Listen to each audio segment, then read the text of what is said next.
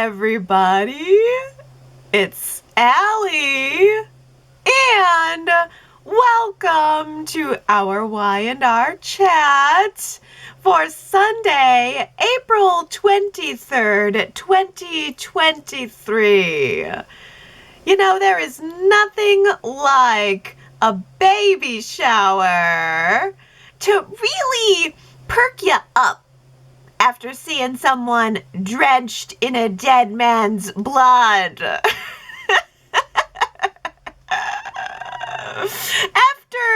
knowing that a man got hacked to death with scissors, it's nice to switch gears and go to a baby shower, isn't it? Whoa! Death by scissors. What a way to go. Do you have any idea how hard it would be to kill someone with just your average pair of Scotch brand scissors? You would have to find exactly the right place to jam them in. There's a lot of bone and cartilage and stuff. You'd have to know the spot, the depth. You'd have to know the kill spot. And if it were me, I'd go for the neck over and over. Just stabbing over and over while my victim flails around impotently, doing absolutely nothing to stop me. That's the way to do it. Oh no. Jeremy Stark was way too sexy to die such a gruesome death. But he did get really creepy at the end, so I'm sure no one's gonna mind. He was threatening Phyllis, acting like he wanted to, I don't know, force her into pretending to be married, like he wanted to have sex with her and he was gonna force her to do it. And he was, it wasn't good at the end. And he's the one who picked up the scissors and started coming for her, so rips! Rips Jeremy Stark. He's all wrapped up with a neat little bow. No, he's all wrapped up with a shower curtain, actually. Probably stuffed into a sewer drain right now. Nice knowing ya. Bye. Sorry. Somebody had to die. It's the 50th anniversary of Y&R. Somebody had to die. And only all of Genoa City thinks that it was Phyllis who died. Diane is sitting in jail for the crime, but Diane now has one very important person in her corner, an attorney. In fact, some might say the best attorney, Michael Baldwin, and to his naysayers, Gary, I say, succotash. Michael was absolutely riveting in his deliberation scenes this week, trying to decide if he should take Diane's case, knowing that the case against her stinks. It stinks. But he also knows that defending Diane will be seen as a big, big betrayal to Lauren and to Phyllis's family. And he knows that it means he's going to have Phyllis's ghost haunting him for eternity. Plus, he's on Nikki and Victor's payroll. He's putting his job at risk. They made it very clear to Michael that they would be very disappointed if he were to make the wrong decision to represent Diane. But in the end, the decision that Michael made was what I guess he felt was the right decision. The decision that rights what he sees as a wrong, and the decision that carries out justice. Michael's all about carrying out justice when it serves him. He's perfectly willing to look the other way sometimes. But this time, no. Absolutely not.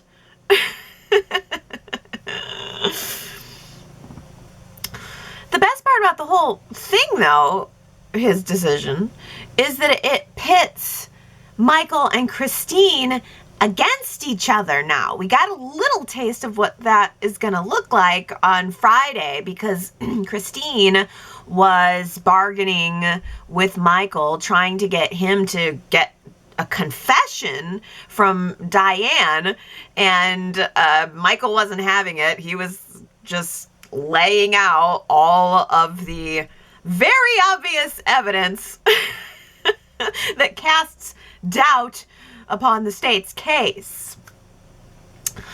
I'm starting to think that even though it would be wonderful to see them in a courtroom together, I don't think it's going to happen. If Phyllis shows up next week to lock arms with Summer, then that could be Summer's dream come true. I don't know. Maybe it's just Summer's dream. I don't know. Could she just be dreaming in that preview? I kind of wonder because, okay, well, if Phyllis comes back, she has this great reunion with Summer. Everybody somehow understands what she did, and then the plot's over.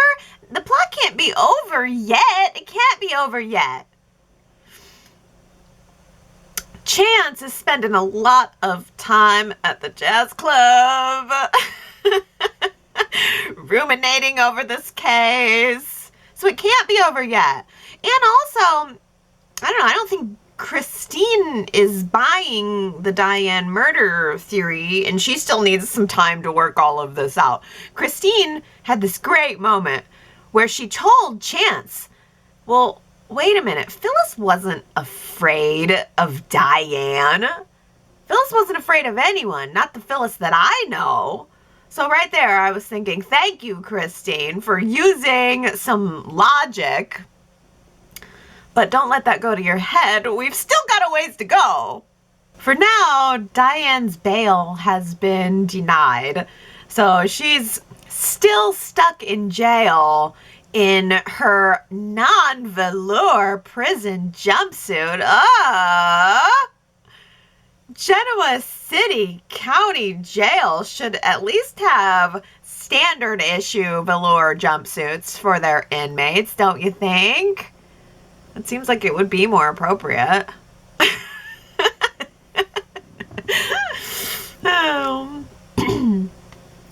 And Diane is so depressed over her wardrobe that she's losing hope. She's pushing Jack away. She's telling him to go away and never come back. This is what her life is now. Prison. Gray on gray on gray. Not even velour gray. Just go on without me, Jack. Find someone else. Jack was so upset that he threw a chair. But not out the window this time, so hooray for self-restraint. He just tossed a chair across the room. Ooh, Jack, getting fired up, tossing a chair. Ooh.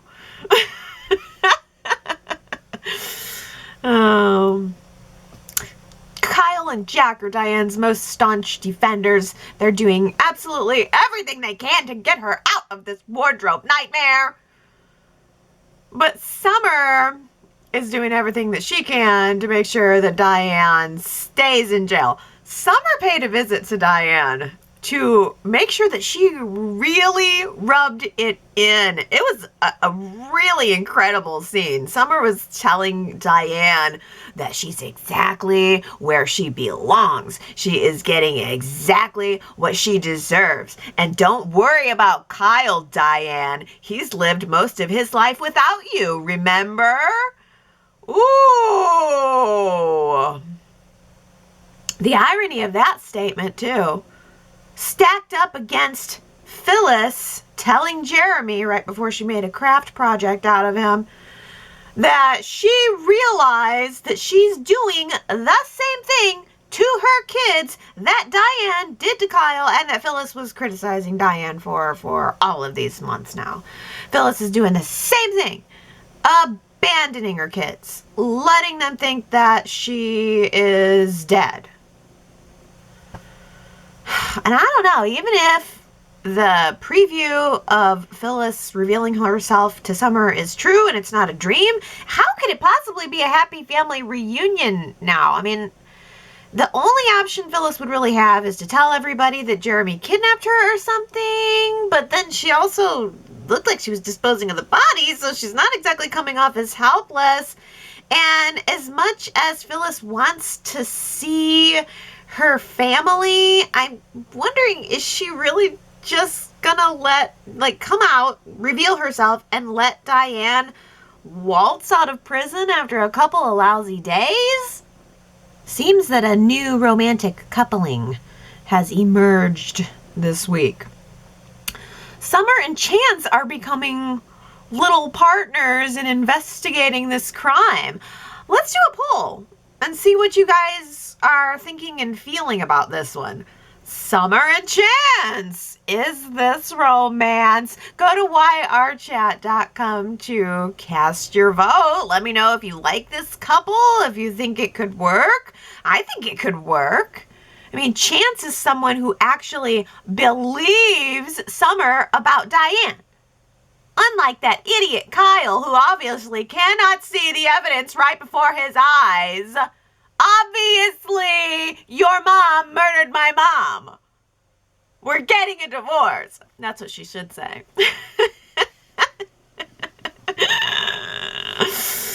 Oh. Hey, Allie and Noah showed up this week. It was nice to see them. I was definitely reminded about how much I really like Allie. She's got a great presence about her, kind of calm in that Tracy way, calm and reassuring in that Tracy-like way.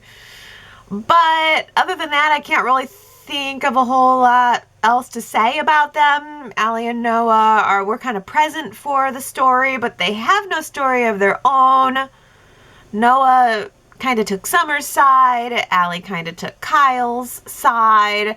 And I guess Kyle and Summer really needed to be split up. Their relationship is probably over. Whether or not Diane gets convicted, and we know she won't, but whether or not Diane gets convicted, how could Summer possibly go back to playing nicey nice with her mother-in-law after the hateful spew job that she did on Diane at the jail? It's over one way or the other. I'm thinking after Summer packs up her bags and leaves the Abbott mansion, maybe she can just hook up with Chance. And it kind of seemed like Y&R was hinting a couple of weeks ago that Kyle might hook up with Audra. So what do you think of that? Summer and Chance, Kyle and Audra. Sharon might not like that. She and Chance are getting along good. I mean, they have a good rapport. I like Summer and Chance. They're fine. But I don't know that I feel the passion between them. Summer and Chance getting all hot and bothered over this case, that could result in some passion. But where does that leave Sharon? Oh, with Nick, perhaps. Adam told Pops this week that Sally is preggers with the next Newman heir, and that it's his baby, and that Nick knows. And that really pisses Victor off. Which is fun to watch, if we're honest with ourselves. Victor just simply cannot understand why Adam doesn't just get a job. Get some focus, son. Get some purpose. And Adam says, you know, you just don't get it. My kids are my purpose. Oh, they're just worlds apart. They're just totally different. Have totally different goals in life. But I think that that is exactly the moment when Adam said that, like, my kids are my purpose. I think that is the moment when Victor realized he was talking to the wrong brother. And I actually kind of appreciated that Victor followed up the information that he received by going to talking to Nick and encouraging Nick to step back from Sally and give Sally and Adam a chance. I said encourage. Victor encouraged Nick, but that's not the right word because If I think about it, the right word would more be like warning or yelling, demanding. Victor was demanding that Nick stop seeing Sally. But I guess what I mean to say is that I appreciated Victor's position. I think he should have delivered it differently. And Nikki actually told Victor that he needs to be careful, because if he inserts himself into this triangle situation, it could backfire. If he pushes too hard, it could backfire, and he could end up making himself a common enemy. I think that's very, very true. But Victor is making some really good points. Nick doesn't love Sally. So what's he gonna do? Marry her and raise Adam's son with her? No, just bow out, Victor says. Give Adam and Sally a chance to raise their child together.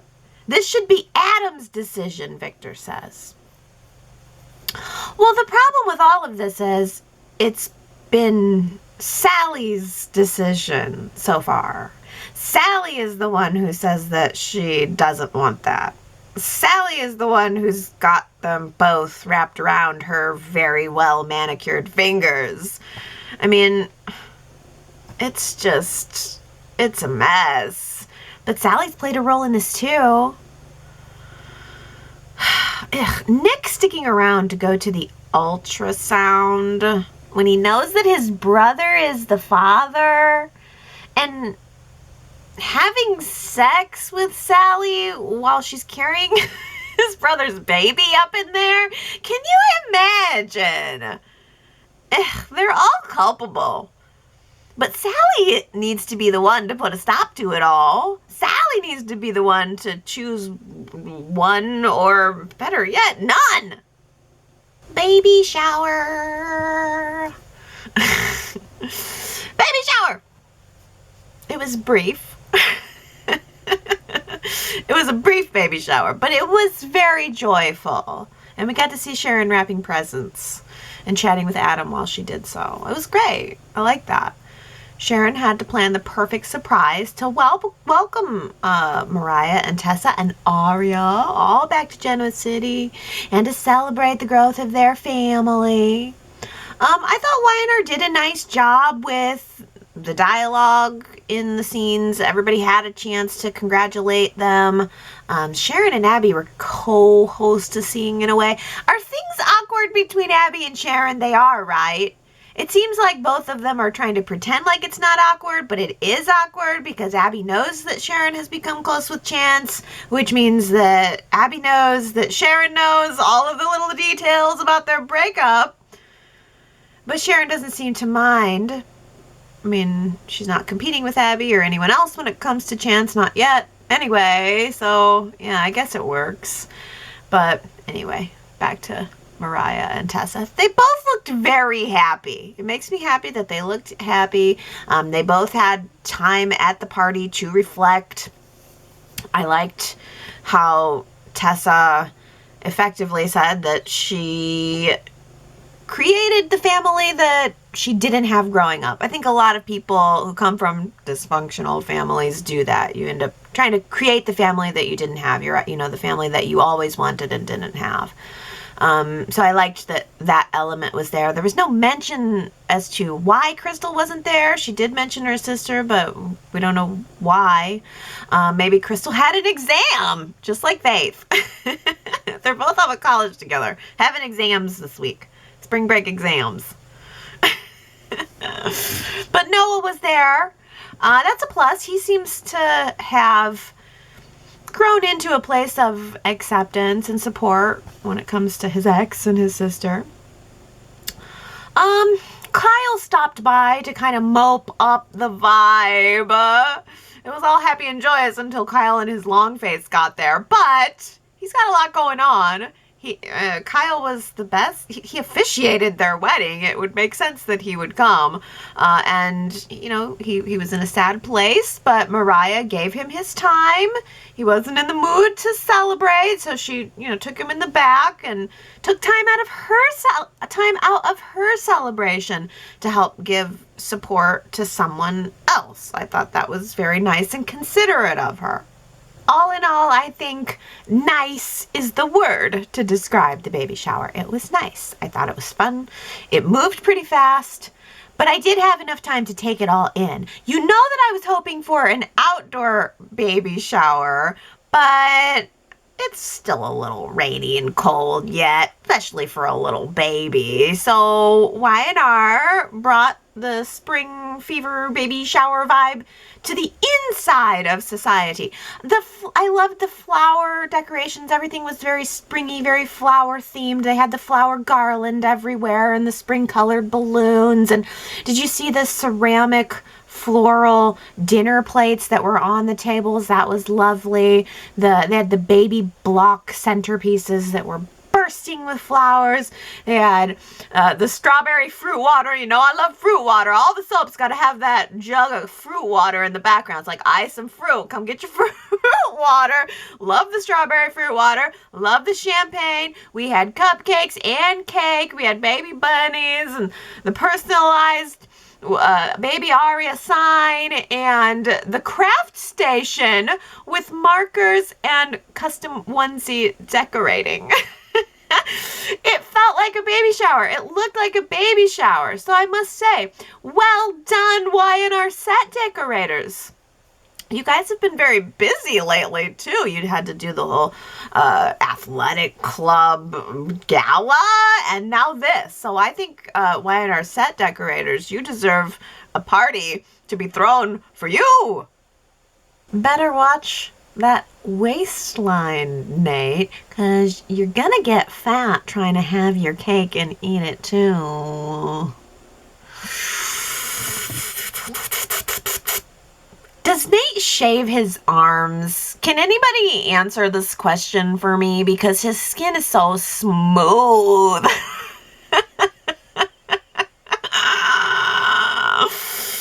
That must be a thing, right? Do guys shave their arms?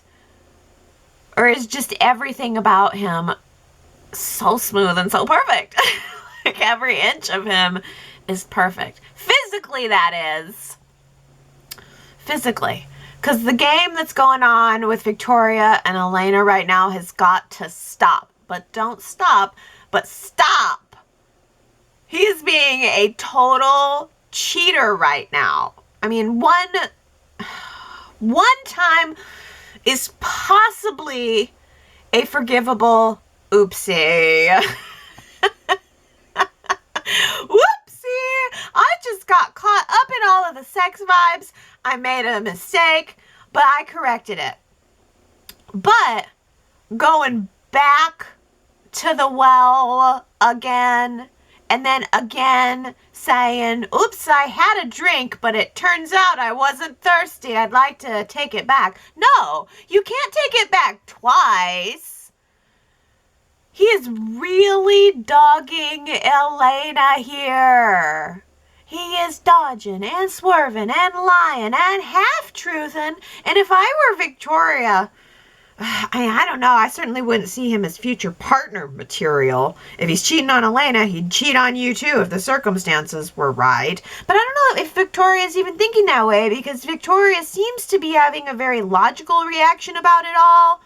She's saying, well, okay, Nate, again, if that's what you want. But I don't think that is what you want. Victoria was basically like, okay, well, but you'll be back. And he will. And maybe she just sees it as a challenge, because next week she's asking him to join her, to go away with her on a business trip, which he'll probably say yes to. And even though it's also entertaining, I feel so yucky for Elena. Audra had the chance to tell her all about what she heard. I mean, Audra could have blown the whole thing up this week, and she chose instead to pursue the JT angle. Why would she do that? She could have blown up Nate's life. She could have told Elena right then and there. So why didn't she? Audra must have bigger plans. I guess Audra maybe needs Victoria to lose interest in Nate first so that she has a chance to pick up the pieces. I mean, she said she wants Nate, but I don't know. That would be an elaborate way to go about getting him.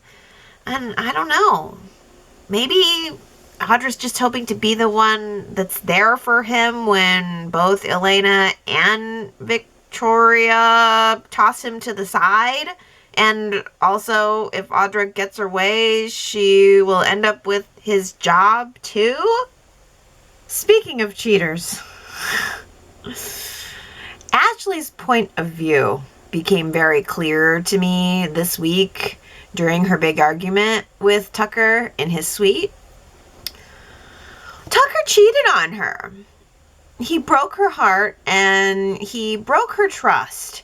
And I think it just hurt her so much that she vowed that she would never put herself in that position with him again.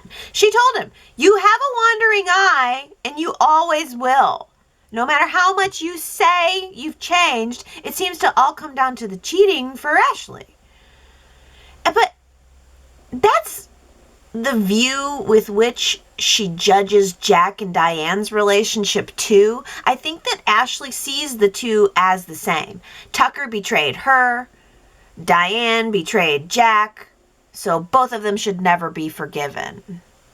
They've both lied, therefore they should both never be forgiven. Well, only Jack has forgiven Diane, and Ashley is still holding on tight to her pain, and she has a right to do that. But she's also holding everyone else to that standard that she set for herself, like, I won't forgive. Therefore, Jack shouldn't forgive either. I mean, I get it. I got it this week more than ever, and it's totally okay if she chooses that for herself, but imposing that standard onto Jack and his choices or anyone else is wrong. Well, Tucker threw a big fit when he didn't have his way. He wants her. She said no. So he threw a big fit and he called her cold and he called her a sadist. I don't know if I think that's true. I don't quite see it that way. I think that Ashley is just trying really hard to protect her heart from what he did to it. And there's no amount of flowers and champagne that's going to gloss over that wound. And I don't think that what she's been doing is leading him on just like purely to mess with him. I think that what she's been doing is allowing herself to believe that the fantasy could be true. That if she closes her eyes really tightly, she can just imagine that maybe everything he's saying is true and maybe it could work out. But then when she opens her eyes, she sees the reality and she knows that it's not a fantasy. And fairy tales don't come true. But maybe they will. Maybe Ashley and Tucker just need to have an honest conversation. No games. And maybe that's what's going to happen next week. Because in the previews, she's gone back to his hotel suite. And when he threatens again to leave town, she invites him to move in with her. Move in? To where? The Abbott Mansion? Oh, dear God, yes. Please let Tucker move into the Abbott Mansion with Ashley to drive Jack crazy. There are so many props on that set. I would love to see what Trevor St. John would do with them all. After Ashley walked out on Tucker, he decided that he was just going to sell his company to Victor. Just be done with it. Give it to Adam. Give it to the man on the moon. Who cares? And Victor was happy to oblige. I mean, Devon doesn't want it. Boy, the Lily and Devon drama really came to a screeching halt. Lily and Devon just came back together over Neil, and now they are working together at Chancellor Winters, both running their own divisions and with final say over their own divisions. Wow. Okay, that worked out perfectly. Jill just totally dropped the IPO thing, and they just have total autonomy over their own divisions now. Okay. If only forgiving and forgetting were that easy. I thought the feud could go on for years, and it really could have, but it's all over now. With an Esther cherry on top, right? Reminding us that not only would Neil be happy about this, seeing them burying the hatchet, but reminding them that Catherine would be happy about this too. It is Chancellor Winters, after all.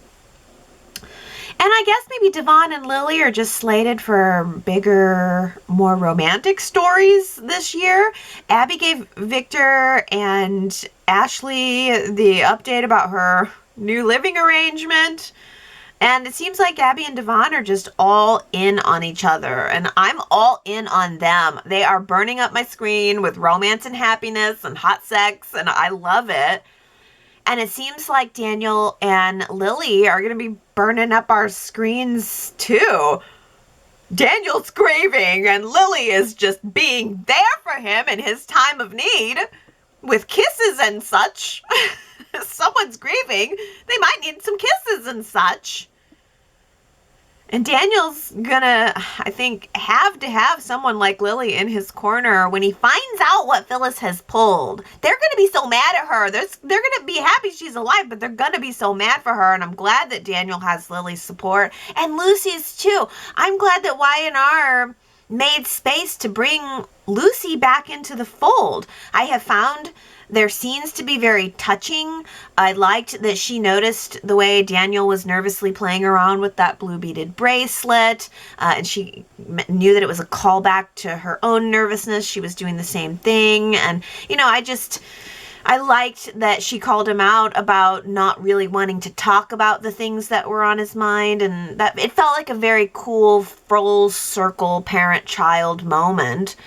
And I don't know, maybe we'll see more of Lucy as time goes on. Who knows? Maybe Charlie and Maddie will return this summer and we'll get some teen drama too.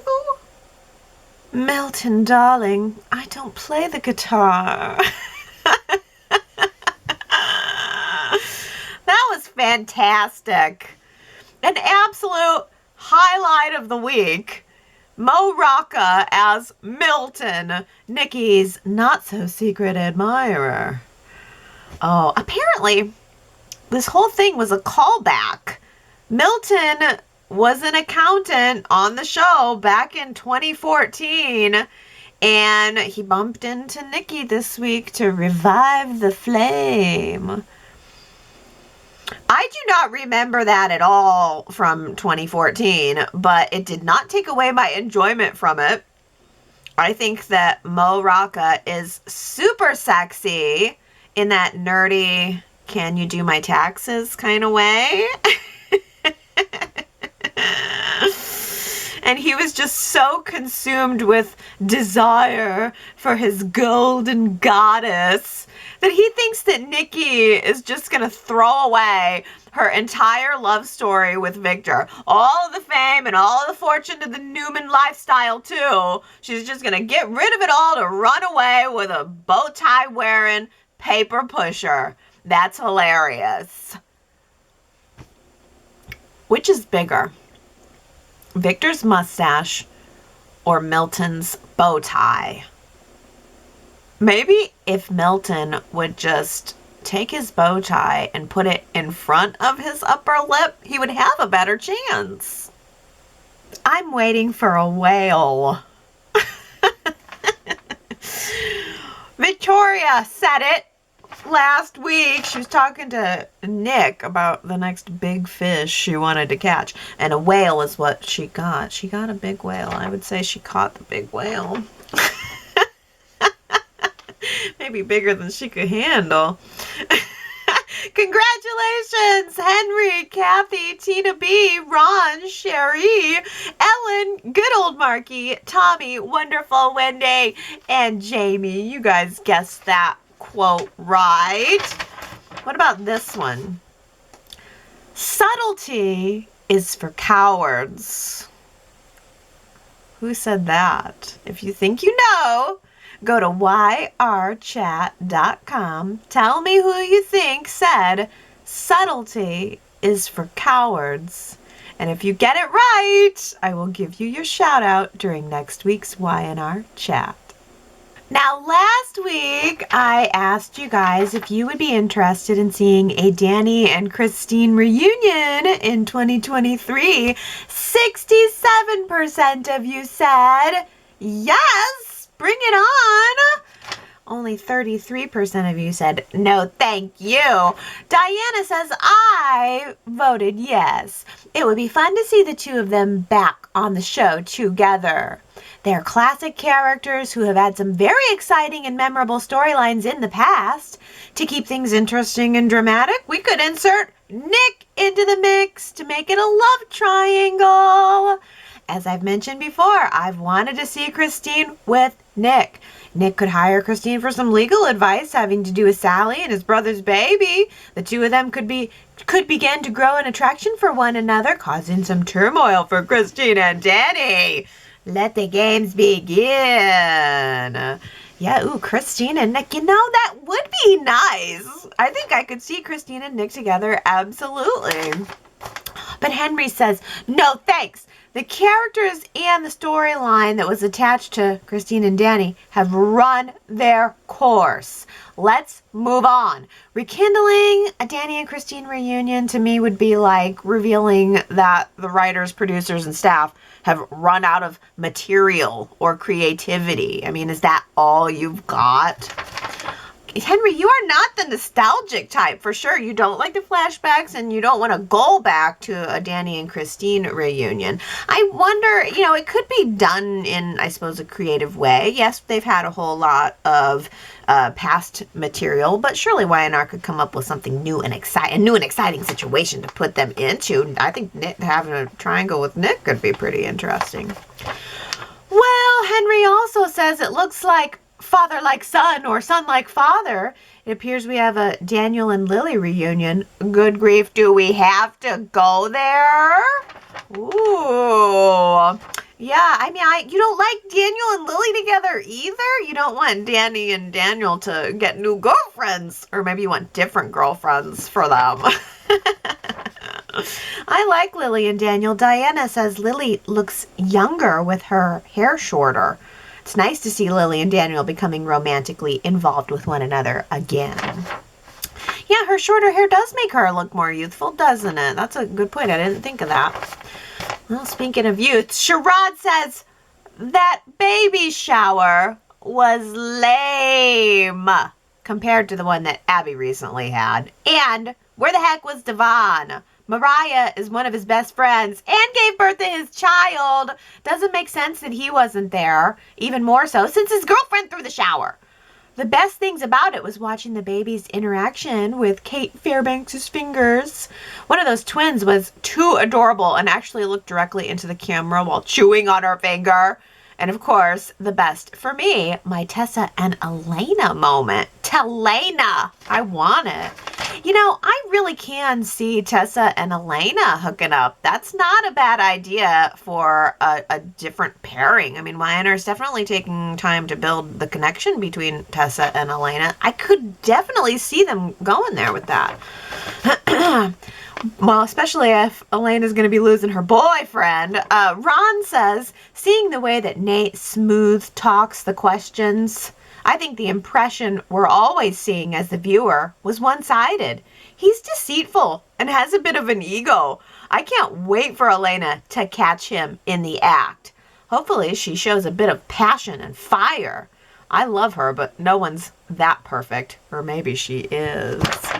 Well, yeah, what if, well, first of all, in the act is the way that Nate and Victoria need to get caught. Elena needs to walk in and see them. But it would be interesting if there was a side story of Elena and Tessa continuing to grow closer. So when the Nate betrayal becomes clear to her, you know, she can lean on Tessa and things could go from there. It's an idea. Daisy says, I can't imagine the Victoria and Nate thing is going anywhere but court. He said no, and she won't listen. Victoria may believe Nate would keep silent to avoid Elena finding out, but I think Nate would tell Elena so that he doesn't make things worse with her. And after telling Elena, Nate just might file a lawsuit against Victoria for sexual harassment. In order to avoid court, though, Victor could fire Victoria or put her in charge of Tucker's company rather than Adam, and then put Adam in charge of Newman. Oh yeah, that's interesting. Maybe Victoria will be the one running Tucker's company and Adam's running Newman if Victoria is disgraced with a sexual harassment lawsuit. But Gary says, when Nate tossed Victoria's desk set to the winds, he gave up all claims to sexual harassment. Yeah, he was a willing participant. We know that. Tina B says, I think Tucker has hooked the big one and is reeling her in. The only thing is, instead of a fish, he's pulling in a wild cat. I can't wait to see Ashley and Tucker navigate a faux wedding and marriage. Will be really entertaining. That's R-E-E-L-Y for the big fish that Tucker is reeling in. You know I love a pun, so that's a really great comment. I love that, yeah. Victoria says, the scenes between Tucker and Ashley are a joy to watch. They both bring their acting best. When I'm watching their scenes, I have to remember Tucker is used to getting his way. He's really having to step aside from his ego to see someone else's perspective. His impatience causes him to make ultimatums, which could backfire on him. Ashley knows she wants Tucker, and she's not sure how far to push him. Also, Ashley is concerned about how others will feel about her decisions, thus causing her to play games rather than to give in to what she wants. Yeah, what she knows she wants. Moving him into the mansion, though, is going to be amazing. There's just going to be so much interesting play. Tucker and Ashley are where all of the hotness is right now. They're my number one favorite couple going on right now. And having him just doing his whole thing doing his whole Tucker thing all around the Abbott mansion all the time sounds like a really great idea. Niece 911 says, I was not familiar with Trevor St. John until he joined Y&R, but he is a truly great actor. The way he owns each of his scenes is incredible. His lines are not only spoken, but we viewers feel him speaking, see his feelings from the inside and outside. I really like him being on Y&R. I have to tell you, he was a slow build for me. I was not sold on Tucker when he first came on, and just little by little he has crept up on me, and I do think a lot of it can be attributed to the scenes he's had with Ashley. They have fire. They just have the fire. And Gary says, I like it when Tucker smiles or completely laughs, as in cracking up and then turning his face into a Halloween fright show. He never did that on One Life to Live. So that's an interesting comment from Gary, that he just wasn't this way on One Life to Live. I never watched that show. I didn't have any previous experience with him, so it just sounds like he's being allowed to blossom here at Y&R. The character's good, the actor's good. I mean, he's so smug. He's just so smug. I feel like he needs to have more scenes with Billy so that they can have a smug off contest. Like, who's got the bigger smug mug? Who's the smuggest smug mug of all? Tucker or Billy? Well, Jamie says, Kyle's office tantrum was a huge cringe fest. Ooh, and Sue W says, Kyle comes off as such the poser in all things. I'm actually starting to develop a soft spot for the poor guy. Billy and Kyle's scenes together today were pretty hilarious. I thought the actors played off of each other perfectly. So Is Billy actually a big business whiz? Who knew? Yeah. All this drama's going on around Diane, and who's at the office putting in the hours? Billy Abbott. Yeah. The scene between he and Kyle was excellent. I couldn't quite tell if Billy was being serious, though, because I thought he was being serious the whole scene. And then when Kyle turned around and said, okay, Phyllis, thanks for distracting me with something you know is stupid. And so, but I was like, okay, is that what Billy was trying to do? I mean, how serious was he? Are we going to see future conflict between Billy and Kyle, or was all of this just kind of to pull the rug out from under us and spin us around and give us one scene of conflict turned comedy? I don't know. But Naomi says, I am not enjoying Chelsea very much these days. She needs to slow down or stop her giddy, chipper, Pollyanna attitude. I'm tired of the goofy smile and her mindless talking about her big project that's kind of on hold. I tell you what, I felt more interested in Billy and Chelsea actually this week, and I think a lot of it was just because they changed sets. I was just getting tired of seeing them at her place or at the coffee house, and I think you're right that it had slipped into just too much saccharine. So seeing her come to the office with him, bringing him the slippery shrimp from Yang Chow's, I mean, that actually did work for me. If it hadn't had such a long extended lull, I think the scene might have made me a little more excited. But I actually felt a little bit of movement on Billy and Chelsea this week. We'll see. We'll see if the drama ever gets there in full swing. We all know where the drama is, and it's with Phyllis. And Ron says, look at Phyllis cleaning up her self-made messes, literally with Jeremy.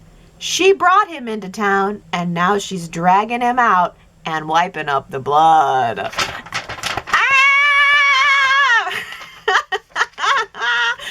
Ron, she brought him to town and now she's dragging him out and wiping up the blood. Oh, it's so good. It's so good. I can add nothing to your perfection. I'll just let that sink in. Daisy says, OMG, Phyllis really did kill Stark. I wish she'd called the police, though, and said Jeremy kidnapped her and held her hostage, and that he tried to kill her, and she fought back. Technically, all that happened in the end. I know, it's true, right? Phyllis's move is weird here. Why didn't she just say she was kidnapped? The only reason to not do that is if she's still focused on Diane rotting in prison.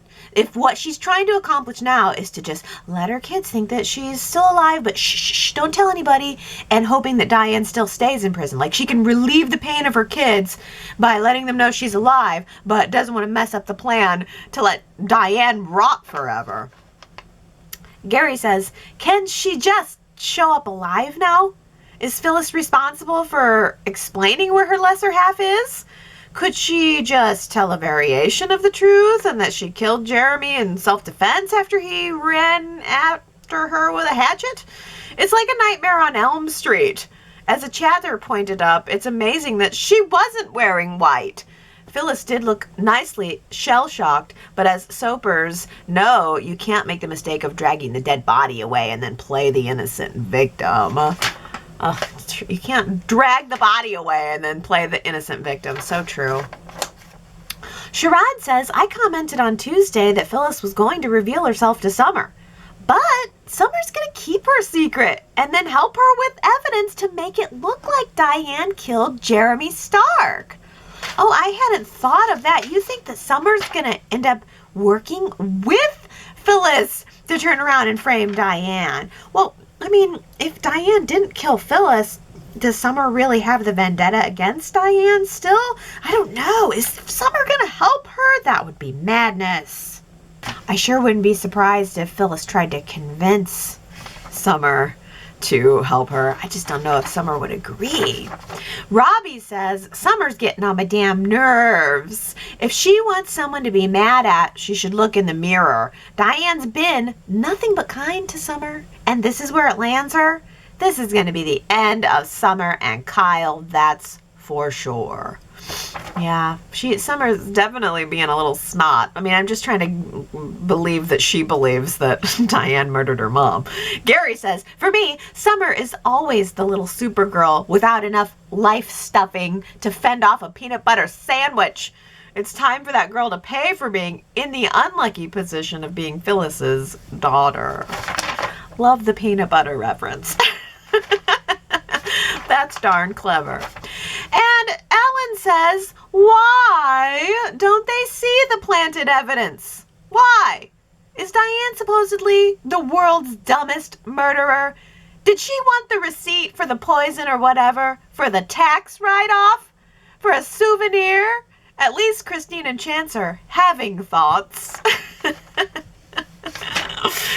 The idea that Diane asked for a receipt so she could keep it as a tax write-off is hilarious. Why doesn't everyone see the planted evidence? And why isn't Summer asking better questions about all of this? Ellen also says Summer isn't very bright. She's grieving, yes, but even she should be very confused about why her mother would ever marry Stark, all of a sudden, or not. She should even wonder why Diane would plan a premeditated murder, an impulsive act maybe, but Diane had everything she wanted. Summer, the brilliant international business phenom, as Lauren calls her, has had time to think through this and smarten up. Perhaps she's not so bright, or she's just a vengeful little piece of work who just wants to hate Diane because Phyllis did. I hope Kyle dumps her over this and Tara comes back with a personality. Yeah, I think everything Summer is just being chalked up right now to blind grief and wanting vengeance. T. Nicole says, is Summer going to cheat on Kyle with Chance? She surely is going to blow up her marriage before it's revealed that Phyllis is alive. I can't even imagine Summer's reaction knowing that she might have lost Kyle and Harrison all because her mother faked her death. I'm scared that Summer will be left with nothing once Phyllis returns, but a mother who betrayed her the same way that Diane did to Kyle all those years ago. Yeah, Summer has already blown up her marriage at this point, I think. She just doesn't know it yet. Naomi says, Michael was great today. Victor practically sealed the deal when he reminded Michael that he could be fired if he represents Diane. Michael seemed indecisive until Victor tried to control him. I like that. He seemed indecisive until Victor tried to control him, and then he said, no. I'm going to do what I'm going to do. Oh, Ellen says, oh, Victor. Is this Stand Up for Adam month? Cool. I love your passion and fiery speeches. You sound so offended about how Nick and Victoria have treated their brother. You forgot to tell Nikki, though. Oops. Unfortunately, your commitment to Adam never lasts. He will never trust you, and he shouldn't. Ellen also says, at least Adam has one true friend in Sharon. She's the only person who sees him as he is and appreciates his good qualities. She also calls him out when necessary, but like a friend would do. He can relax around her. Everyone else is exhausting for him. If I can't have Shaddam, at least give me this ongoing friendship. Good for Mark and Sharon for being comfortable working together post-breakup, apparently. Yeah, I like the Sharon and Adam vibe, too. I'm just so exhausted with everything having to do with the Nick, Sally, Adam triangle. I want better for everyone involved. Calmness says, thank God for Victor Newman. How often do you get to say that? In his encounter with Nick on Thursday's show, he said everything I've been thinking and feeling for the last few months. And I think it's such poor form of Nick to insert himself into things like the sonogram appointment. It's a classic sign of his insecurity. If Sally wasn't pregnant with Adam's baby, it's quite likely Nick would have moved on by now. And Ron says, Nikki said it best, Victor should have stayed out of it. Did you see the way Nick walked into Crimson Lights, beating his chest with a scowl on his face? He's taken out his daddy issues on Adam, plain and simple. I don't know. I'm not mad at Nick. I didn't get the chest beating vibe. I didn't think he was taking out his daddy issues on Adam. That just wasn't what I got out of it. I think, though, that Nick is digging his heels in. I think that Nick doesn't want Victor or Adam or anyone else telling him who he can date. And I think that Sally feels that way too. I think Nick and Sally are almost both kind of defiantly together. Tina B says, I do believe that Nikki was foreshadowing when she warned Victor to stay out of the powder keg of the Adam, Sally, Nick situation. Nick is going to double down and propose to Sally. I wonder if Sally will say yes and then get cold feet and then leave Nick at the altar and run after Adam. That would be soapy. Pregnant Sally in her white gown running to the balcony where Chelsea almost jumped. I like that. That is soapy. Michelle says Victor chastising Nick for being involved with his brother's baby mama is the pot calling the kettle black. The Newman men swap women faster than anyone. Is Victor still sore that his brother Matt dated Nikki? Yeah, and I mean, like, Victor and Nick both have been married to Sharon. Plus, Victor Newman having an opinion about who his children are dating. That's new. We've heard it before, Victor.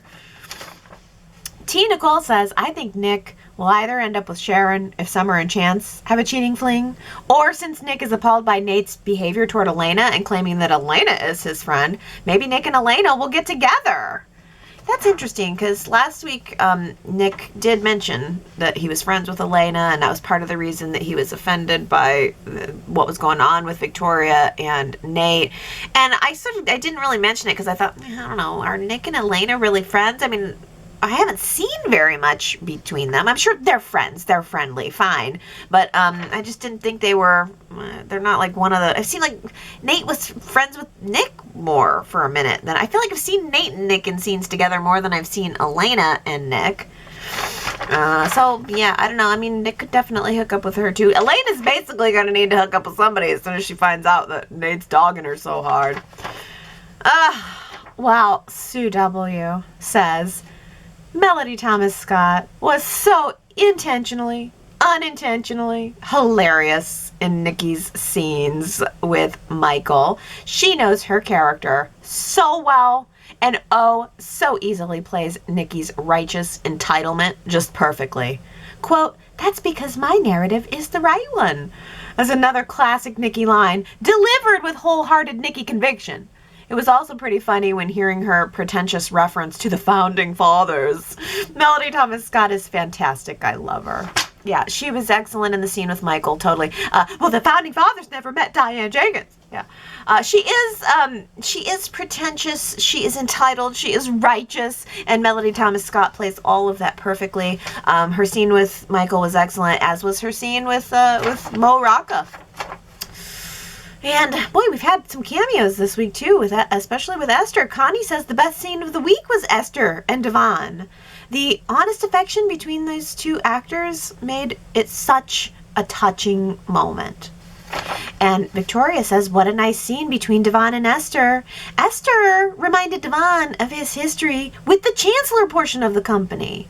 I'm glad he's acknowledged Catherine's connection. He's been so focused on Neil's.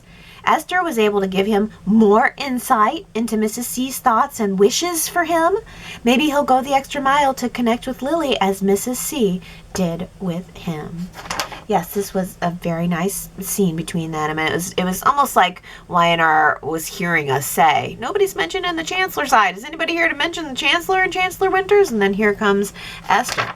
Esther deserves more than she gets. Sue W. says, Milton and Esther could be a match made in heaven. Oh, yes. Milton and Esther forever. I don't know what happened with the soap salesman, but maybe Milton is Esther's true love. Maybe Milton should meet and fall madly in love with Esther. Nikki Newman may be his golden goddess, but Esther Valentine is a golden feather duster. Okay, everybody. Time for this feather duster to hit the road. But you should go to yrchat.com to leave your comments for the week. It's always so nice hearing from you. And I'll I'll be back next Sunday. It's another beautiful springy Y&R week. It seems like we're switching out our Y&R wardrobes for spring attire, so that's always nice to see. I thought Sharon looked especially beautiful in her springy silk baby shower blouse, and we'll have to see what everybody else is wearing. What's the wearing? What's the having? What's the goings on in Genoa City? Let's come back next Sunday to talk about it. I love you guys. I will see you next time. Bye.